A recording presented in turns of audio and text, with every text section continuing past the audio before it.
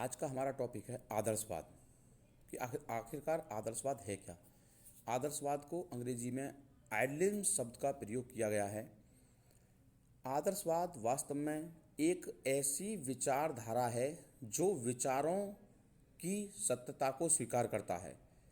आदर्शवादियों का अपना मानना है कि विचारवाद सत्य है, आध्यात्म जगत सत्य है, भौतिक जगत नश्वरवान है। यानी भौतिक जगत का तो नाश हो जाता है, वो नष्ट हो जाता है, लेकिन आध्यात्म जगत और विचार कभी नष्ट नहीं होते हैं। आदर्शवादी विचारधारा प्लेटो की विचारधारा से उत्पन्न की गई है। इसे हम विचारवाद का सिद्धांत भी कहते हैं। डीएम दत्ता ने कहा है, आदर्शवाद वह सिद्धांत है जो अंतिम सत्ता को वास्तविक मानता है। डीएम दत्ता जी की जो परिभाषा है वो कहते हैं कि आदर्शवाद का एक सिद्धांत है जो वास्तविक सत्ता आध्यात्मिक मानते हैं, क्योंकि भौतिकवाद जैसी कोई चीज़ नहीं होती है, क्योंकि हर एक चीज़ विचार से उत्पन्न होती है और विचार सर्वोपरि हैं। आदर्शवाद भी विचारवादी विचारधारा है और विचारों को सर्वोत्तम स्थान देती है। आदर्शवादी विचारधारा के सिद्धांत, जड़ प्रकृति की अपेक्षा मनुष्य को महत्व।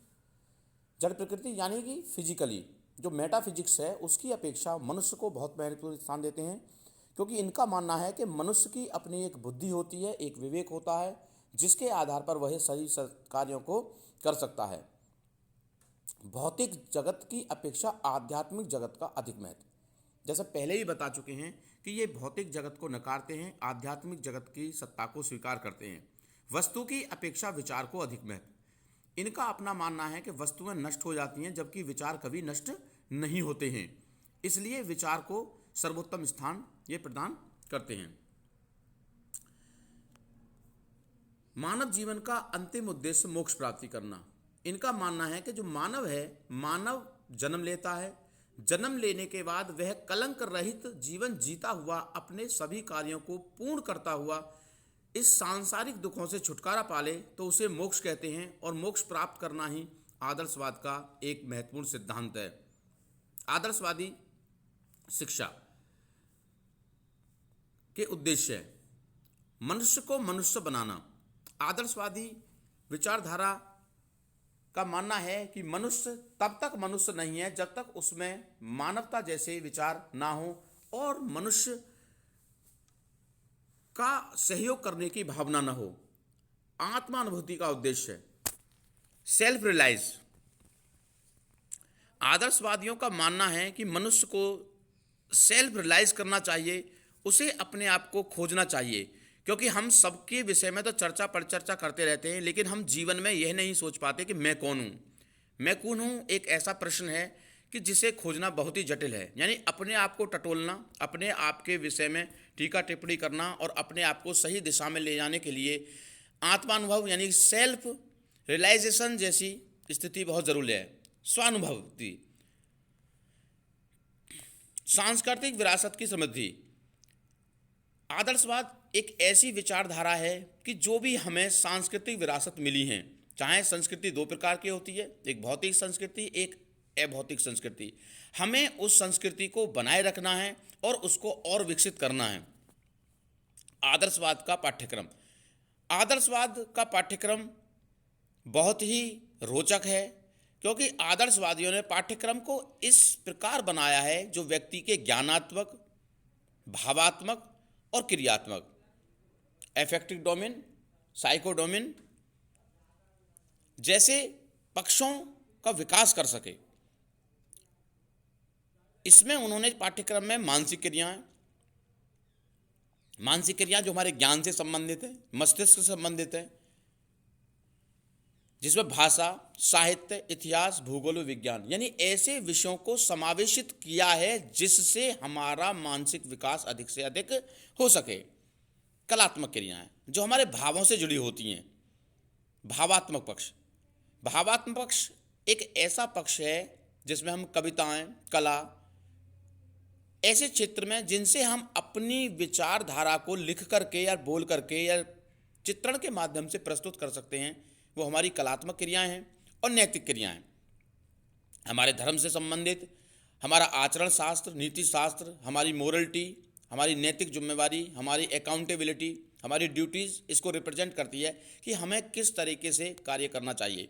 तो जो पाठ्यक्रम है बहुत ही रोचक है, क्योंकि उन्होंने ज्ञानात्मक, भावात्मक, क्रियात्मक तीनों पक्षों को अपने पाठ्यक्रम में सम्मिलित किया है। अब बात करते हैं शिक्षण विधियों की।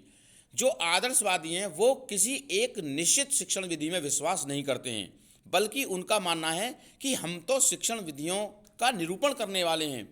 उन्होंने कहा है कि हम अपनी आवश्यकताओं, बच्चों की आवश्यकताओं, रुचियों, आकांक्षाओं और पाठ्यक्रम और कंटेंट, जो हमारा पाठ है उसके अनुसार, परिस्थितियों के अनुसार हम ऐसी विधियों को निरूपित करें जिससे छात्रों का सर्वांगीण विकास हो सके। जैसे वाद विवाद, व्याख्यान, प्रश्नोत्तर विधि, आगमन निगमन विधि, तर्क विधि, खेल विधि आदि का सुझाव दिया। अब बात करते हैं हम अनुशासन, आदर्शवाद और अनुशासन। आदर्शवादी जैसा नाम है आदर्शवादी, आइडियल।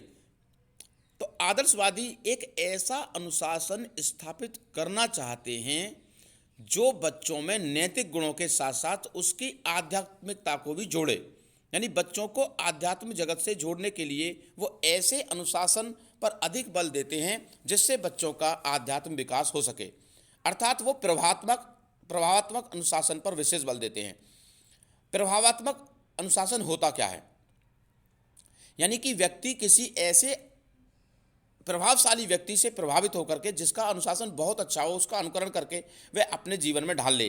जैसे स्वामी विवेकानंद हैं, स्वामी दयानंद सरस्वती और न जाने ऐसे कितने, Mahatma Gandhi, Rabindranath Tagore, Gijubhai, J Krishnamurti, Maria Montessori, Froebel, Rousseau, उनके अनुशासन से प्रभावित होकर के, उनसे प्रभावित होकर के अपना अनुशासन करें, अर्थात सेल्फ डिसिप्लिन रहें।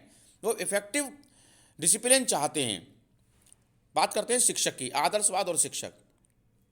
आदर्शवादी विचारधारा में शिक्षक को बहुत महत्वपूर्ण स्थान दिया गया है, क्योंकि शिक्षक ही एक ऐसा सशक्त साधन है जो बच्चों में आध्यात्मिक गुणों को भर सकता है तथा उसे सही दिशा और दशा प्रदान कर सकता है। इसलिए आदर्शवादी शिक्षा में शिक्षक का बहुत महत्वपूर्ण स्थान है। अब बात करते हैं आदर्शवाद और बालक।